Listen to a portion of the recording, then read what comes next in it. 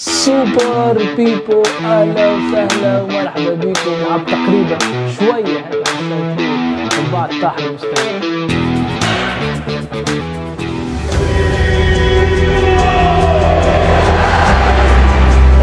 وشيخين دقيقة 90 صرنا يا رب العالمين. شيخين دقيقة 90 انصرنا يا رب العالمين. النادي الافريقي ينتصر بسيناريو هيتشكوكي، سيناريو مجنون في اخر الدقائق ينتصر، وثلاثة نقاط مهمة جدا، 3 نقاط ترجع الروح، 3 نقاط تخلي الفريق في السباق، وانتصار على الملعب التونسي بسلاح الملعب التونسي بحمزة بن عبدة القادم من باردو، يعطينا انتصار على ابناء باردو ويحط ماهر الكنزاري في مكانه الطبيعي في حجمه الطبيعي، فرفش ويرجع يتفشي البالونة مهورة برا توا يتسلفوك للمنتخب ولا ينقزوك ولا يطيشوك امورك. النادي الافريقي انتصر والجماهير الافريقي شيخت، وكيما حبينا وكيما استنينا وكيما استانسنا بالغسرات وباخر الدقائق وبالسيناريوهات الغريبة، لكن هذيك هي الافريقي وهذيك هي الجو وهذيك هي الكورة. ولا عزاء للبعابع، لا عزاء للبلاتوات القلابس، لا عزاء للمنافقين، لا عزاء لناشرين الفتن اللي نصبت البلاتوات وتحضرت كالعادة لضرب الافريقي، ضرب يعني صفر مصداقية ممنهج. يعني انا كنشوف البول البعير جماعة الكشتة هيكل الشعري اللي منقز غاديك جايب لي معاها المهذبي وربيع المشو عفوي، وكيفاش الشوط الاول يخرجوه يعني يعكسوه جملة. النادي الافريقي الشوط الاول فريق منظم، فريق واقف، ماناش نقبلوا في اللعب جملة. مباراة ديربي على الملعب التونسي، فريق قوي، فريق كان متصدر في الذهاب، بطل الخريف، نعرفوا الخطورة نتاعهم، نعرفوهم في راس كيفاش يلعبوا، وديربي يعني احنا في اخر الموسم ورمضان ملزم، فماش الفريق كان خيلك، فماش سيطرة كبيرة، فماش فرص واضحة، فماش تجسيم، فما كان زومبي كان حركي، جت كرة الأيت مالك ضيعها، جت كرة أخرى ما عرفناش نستغلوها. يعني بينما الملعب التونسي صفر، يعني نجم يكون الافريقي ناقص وكان يلعب خير وتنتقد وكان نجم يعمل خير، والتشكيله وعلاش 3 في الهجوم وعلاش الخضراوي مهاجم وعلاش الصرار في مازال يلعب وكذا. لكن انك انت تدخل وشوف تحكي هذوما عباره فما حد شيء وتنقز من الجهه الاخرى وتدخل لهم شوف الكنزاري ايش عامل الكنز، بينما الكنزاري ممتاز. قال لك شوف فيش الامتياز فريقي ملعب التونسي، يعني فريق قوي وفريق نحترمه، احنا مش كنا مع الكنزاري ومع الملعب التونسي على فكره، مع المهرجين اللي عملوا لنا الشو والفولكلور بعد مباراه الذهاب. يعني الملعب التونسي وجميع الملعب التونسي لاعبين الملعب التونسي اللي خلينا نحترموه، تجي تقول لي اللي انت السيد ذي عمل حاجه كبيره وعلاش ليه قالوا هاو الكنزاري عمل تغيير في دقيقه 30، علاش بيتوني ما يغير مش وعيب. التغييرات في اول الشوط ولات بدعه جديده في كره القدم، واللي يعمل تغييرات يعني حاجه باهيه وحاجه ممتازه، ونشوفناها الكره دي يعني كره الى قطيع من الاغبياء يستوعبها هذيك ويشيخ بها ويمشي يسب ويمشي يهاجم هكاك بلا وعي ويزيد يخرب الدنيا اكثر من اللي هي خارب، وقت اللي احنا في مرحله حاسمه. نقول لكم كل شيء نعرفوه، المشاكل نعرفوها، النقائص نعرفوها، صحة الراس نعرفوه، لكن مش باش تخلي الكلاب السائبه تنهشك فريقك وتنهش لك مدربك وتنهش لك لاعبينك وتنهش لك اللي يصلح واللي ما يصلحش، الصالح والطالح هم يدخلوها بعضنا. الحمد لله ربي انصرنا عليهم، خاطر كنا بنشوفوا ديسكور اخر وجو اخر وعالم اخر. اليوم الافريقي انت البارح فريق يلعب مباراة مهمة جدا وديربي، راي ملعب التونسي كما نقول راي ديربي ماهيش مباراة سهلة مع الملعب التونسي، وتخرج الاخبار وكالعادة غاسل النادي والقلالش والعبيدي والصغير ماهوش باش يلعبوا خاطر ما حبهمش يلعبوا وطردهم خاطر صايمين، والاخر يهبط لك عنوان والاخر يسب وكذا وتصنع كالضغط. قرار اداري امور نحترمه. انتم الشيء هذا تعرفوه في الجمعيات الكل، فما حتى صرح به البنزرتي مباشر قال لك انا لاعب صايم ما يلعبش عندي، معروف اللاعب صايم ما تنجمش تلعب، يعني هذه معروف في كرة القدم معروفة، فما اختيارات ما تنجمش تلعب، يعني اللاعب ينجم هذيك امور اخرى حرج يمشي يلعب بعد يمشي يعوض يصيم على روحه بما تدري المشجع ما ينجمش يمشي باش يشجع بالكدا ويكون في كيما في الافطار، ما بالك اللاعب امور اخرى.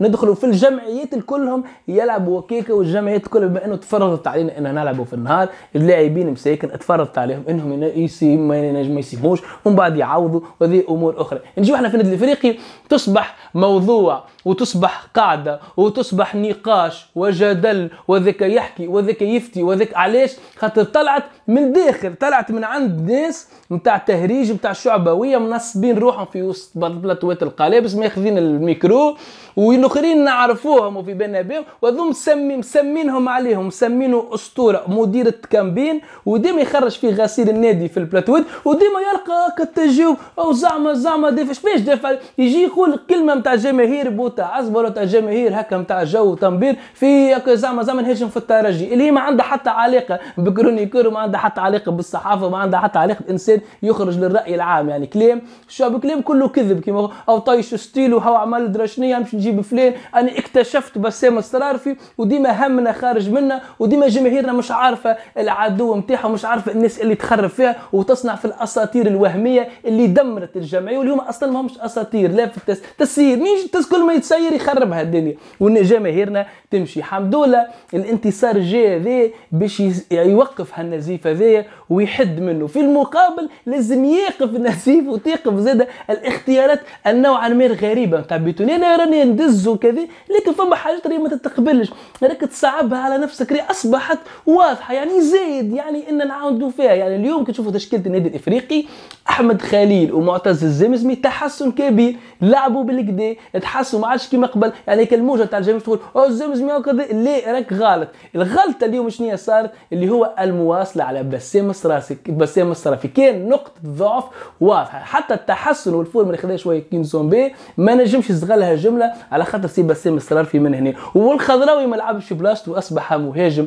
ما نجمش يعني يلعب مهاجم، زيد يعني عكرت الامور وخلت الامور تمشي. وشنية الغلطه الاخرى اللي صعب بها بيتوني الامور على نفسه، وهو الاعتماد على ادم قرب. يعني انت الصرافي مش قاعد يعمل في حد شيء، كي كملنا الشوط الاول المتوازن اللي كنا قدام النجم والماركي وما قبلناش لعب، هذيك هي الدرب العبد. راه الماتش ود هذايا فما ناس تحب في باله تك يدخل يربح 2 3 ويروح على روحه خارج يلعب في بلادي، ولا كيما اغبياء ما تعملوا كيما اغبياء مدريد العربان. ريال مدريد تلعب اتليتيكو تشامبيونز ليغ والدنيا واصعب ماتشات ويحب اداء ولعب تك هو ما تغشش في شكون في اقوى مدرب في التاريخ في عراب اللعبه يصير في كارلو انشيلوتي، تلقاه ضبوط ومسخ وحالته حليله قاعد في بلاتو كلمتين وكلمه يهاجم في انشيلوتي، يحب الاداء ويحب على تشابي مروح مع شو اسمها 5 بين ذهاب واياب، قال شنو يحكيوا له كلمتين كالعربان في البلاتو اللي هم اصلا ما يفهموش الكوره وما نجموش يفهموا يستوعبوا التحاليل والتكتيك كما قال هشام الخالصي. خلوا براك اذا كان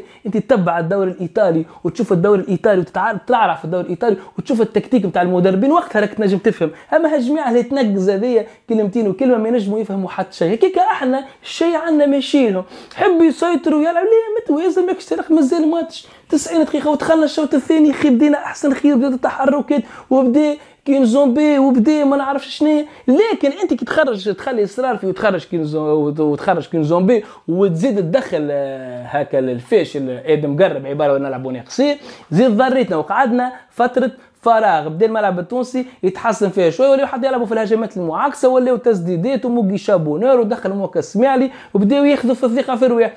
ثم كي عاود خرج الصرافي وكمل عاد الزمزمي لعبك شويتين هذوك من الاول، بعد بدا الحنين يرجع للمستوى الهزيل، خرج الزمزمي وخرج الصرافي، دخل صدق محمود، تحسنا شويه النادي الافريقي ودخل يعني ولينا احسن، دخل ارمان دكو حتى كان هو ماهوش قوي حتى كان على الاقل حط مهاجم انت غاديك باش الناس تمشي تشد بلايصها. لكن اليوم الخضراوي مثلا كان خارج الفورمه، مالك كيف يعني اغلب الاوقات وكالعاده مش في المباراه، وعدنا نعاني وكمل. الدعم الاضافي جات من المسماري اللي دخل تقريبا في 85 مخر برشا، دخل فهد المسماري في بلاصه الخضراوي، عادي راهو الخضراوي يا بيتوني يخرج من اول عام يقول له الخضراوي يخلي فيديو مره 90 ولا خرج مش في نهار ومش في فورم، يخرج في 60 في 65 يخرج الخضراوي في الامان على روح، عمل لنا مزيه يلعب الناس تنفخ وتصوي، مازال ما قدمش حاجه كبيره في الماتش، يلعب وماتش ما يلعبش وماتش مش في نهار خرج.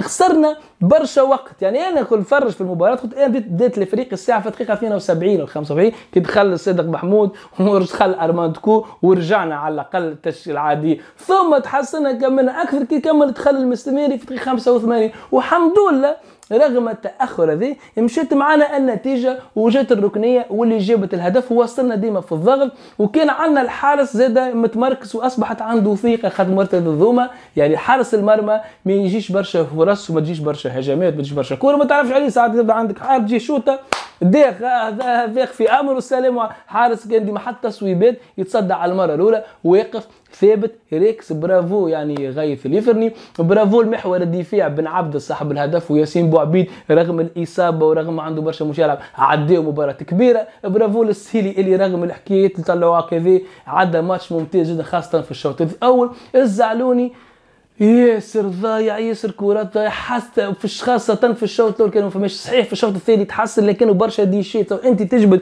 كورة في الإسباس هذيك كلها قدامك وبعد تسبقها ضايع كي تنجم تسجل الهدف في اللحظة هذيك. برشا كورات توزيعات خاطئة. وينو الزعلوني نتاع المواسم الفارطة؟ وينو الزعلوني اللي يشد كورة ويشق؟ وينو الزعلوني اللي يشوط؟ لماذا تصبح بالمستوى هذا ماشي وتهبط لوتا؟ علاش مازال أكثر من الزعلوني؟ أحمد خليل أنساوه سيبوه ما نعرفوا راهو احنا كي يشدوا راهو هذاك هو مستواه وهذيك هي بطولتنا. ما دفاعي قص منا امشي من غادي يعاونك دفاعيا يبدا هو موجود يعاون اصحابه في الدفاع.